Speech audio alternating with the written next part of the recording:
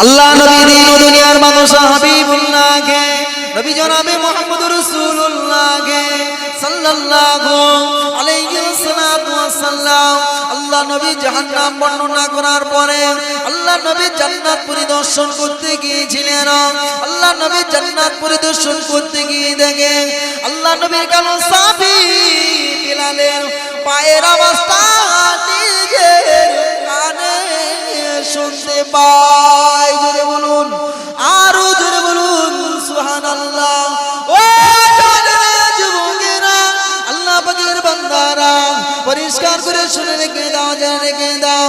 আল্লাহ নবীর সাহাবী হযরত বিলাল রাদিয়াল্লাহু তাআলা আনহু নিজের পায়ের, বিলালের পায়ের আওয়াজটা নিজে কানে শুনতে পেলেন। বাবা আল্লাহ নবী মিরাজ থেকে ফিরে হুজরা শরীফে আসলেন। বাবা হুজরা শরীফে আসার পরে আল্লাহ নবী সাহাবীদের ডেকে বলেছিলেন, আয় আমার সাহাবীরা, কে কোথায় আছো আমার কাছে একটু আসো।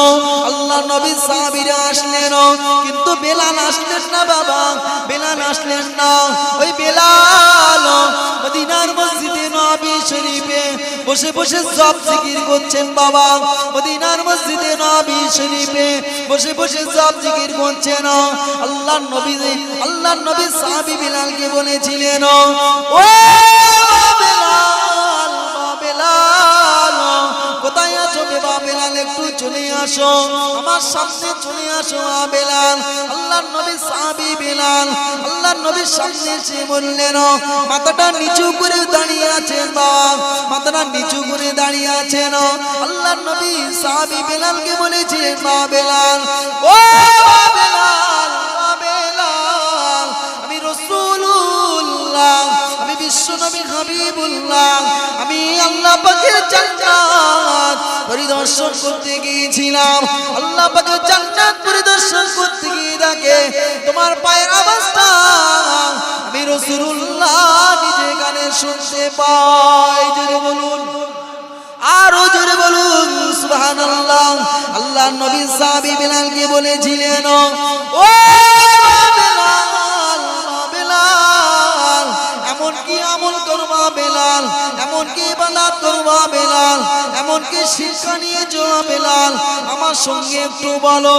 বেলাল টুকরে টুকরে কেটে বলেছিলেন, ইয়া রাসূলুল্লাহ, ইয়া হাবিবাল্লাহ, হুজুর আমি তেমন কিছু জানি না, হুজুর আমি তেমন কিছু আমল করতে পারি না, হুজুর আমি মূর্খ মানুষ, আমি তেমন কিছু পারি না, তবে সর্বসময় সর্বখালাতে ওযু করে থাকি। জোরে বলুন, আরো জোরে বলুন সুবহানাল্লাহ। ও যুবকেরা, আল্লাহ পাকের বান্দারা, পরিষ্কার করে শুনে রেখে দাও, জেনে রেখে দাও। আল্লাহ নবী সাহাবী বেলাল আল্লাহ নবীর সঙ্গে আরো বলেছিলেন, ইয়া রাসূলুল্লাহ, ইয়া হাবিবাল্লাহ, হুজুর আমি সময় পেলে 2 রাকাত করে নফল নামাজ পড়ি। জোরে বলুন, আরো জোরে বলুন সুবহানাল্লাহ। তাহলে বেলালের পায়ের আওয়াজ কোথায় পেয়েছে? জান্নাতে পেয়েছে। কে পেয়েছে? বিশ্ব নবী নিজে কানে শুনতে পেয়েছেন। বেলালকে ডেকে বলেছে, বাবা বেলাল এমন কি আমল করো, এমন কি ইবাদত করো যে আমি নিজে কানে তোমার পায়ের আওয়াজ শুনতে পেয়েছি আল্লাহ পাকের দয়ায় জান্নাতে।